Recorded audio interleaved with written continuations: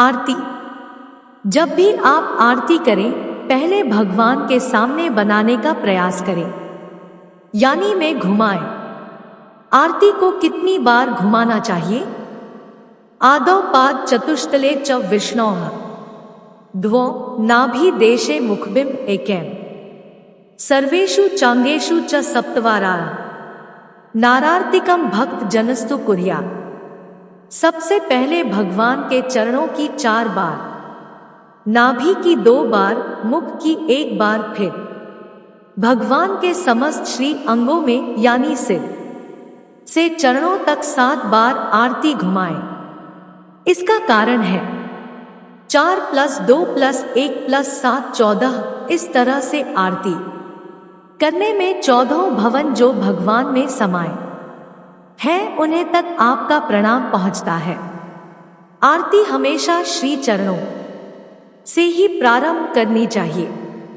कितने दीपों से आरती करें? हमारे शास्त्रों में कहा है, वर्तिकाः सप्त वा पंच कृत्वा वा दीप वर्तिकां कुर्यात् सप्त प्रदीपेन शंख घंटादिवाद्यकैः। यानी आरती को पंचमुखी ज्योति या सप्तमुखी ज्योति से करना ही सर्वोत्तम है, जिसमें 7-7 शंख और घंटी अवश्य चले। दीपक को कैसे और कहाँ रखें? कालिका पुराण में आता है, सर्वस्हा वसुमती सहते न त्विदं द्वयम् अकार्यपादघात च दीप्तापं तथैव च। दीपक को धरती पर रखने से धरती पर ताप बढ़ता है, इसलिए कभी दीपक को धरती पर न रखें। कालिका पुराण में ही कहा है, न चैव स्थापे दीपं साक्षात भूमौ कदाचन। दीपक को आसन या थाली में ही रखें। दीपक को स्थापित कर, उसका पूजन कर और उसको प्रज्वलित करने यानी जलाने के बाद हाथ को प्रक्षालित जल से धोना या हाथों पर छींटा देना अवश्य किया जाए। ऐसा वारा पुराण में आता है, दीपं स्पृष्ट्वा तु यो देवी मम कर्माणि कार्ये तस्यापराधाद् वै भूमे पाप प्राप्नोति मानवा। ऐसा न करने से पाप का भागीदार होता है। घी का दीपक जलाएं या तेल का? घृतेन दीपो दातव्य तिल तैलेन व पुनः। शास्त्रों में या तो शुद्ध घी का या तिल के तेल का दीपक जलाने का प्रमाण है, पर सरसों, नारियल आदि का कहीं नहीं है। इसी के साथ ध्यान रखिए, घृत दीपो दक्षिणे स्यात् तैलदीपस्तु वामत्। घी का दोपक हमेशा भगवान के दक्षिण तरफ यानी और तिल के तेल का दीपक वाम भाग रखा जाता है। दीपक का मुख के सौर हो।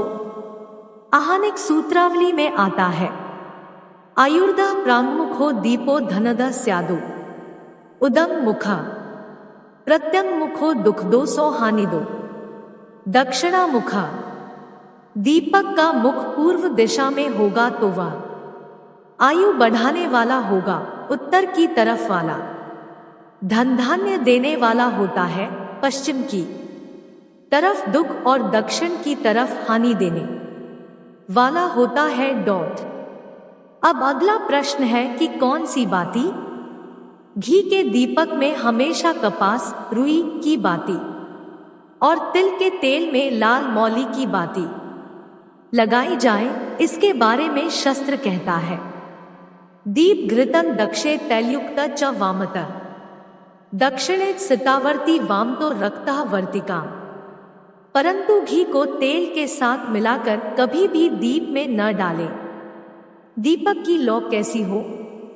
कालिका पुराण से, लभ्यते यस्य तापस्तु दीपस्य चतुर्गुमला न स दीप इति ख्यातो ह्येघव हिंस्तु स श्रोता।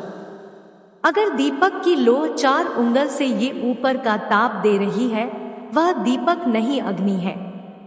दीपक की लौ 4 अंगुल से कम हो, दीपक में से चड़चड़ की आवाज न आए और न ही दीपक में से धुआं उठे, इस प्रकार की लौ सर्वश्रेष्ठ है, डॉट। अब कुछ नियम सुने, खुश स्माइली। आरती कभी भी अखंड दीप या उस दीप से न करे जो आपने पूजा के लिए जलाया था। आरती कभी भी बैठे बैठे न करें। आरती हमेशा दाहिने हाथ से करें। कोई आरती कर रहा हो तो उस समय उसके ऊपर से ही हाथ घुमाना नहीं चाहिए। यह काम आरती खत्म होने के बाद करें। आरती के बीच में बोलने, चीखने, छिंकने आदि से आरती खंडित होती है। दीपक की व्यवस्था इस प्रकार करें कि वह पूरी आरती में चले। आरती कभी भी उल्टी न घुमाएं। आरती को हमेशा यानी दक्षिणावर्त, जैसे घड़ी चलती है, में घुमाएं।